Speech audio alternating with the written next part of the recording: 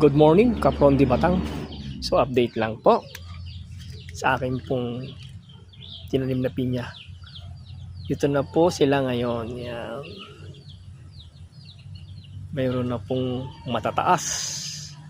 So malaki na po ang kanilang improvement. Yan. Ito po ang liit-liit dating yun. Malaki na po.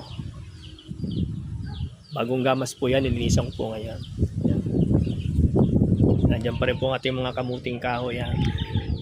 May nyog, may papaya, dalandan.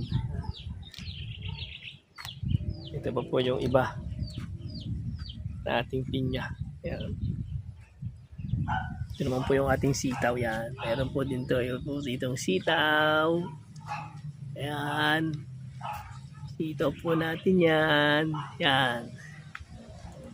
Kangkong. Yan. Kalamansi. Okra. Kalamansi po. Yan pa po ang ibang iba natin. Kamutihan. Yan.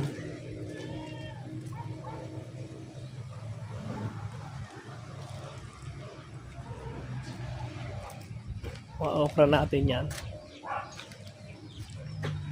May mga bago po tayong tubo. Yan. Ito naman po yung talong yan.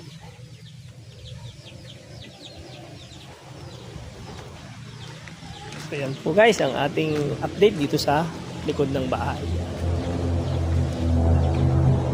So guys, thank you po sa support na palagi. God bless po. And bye.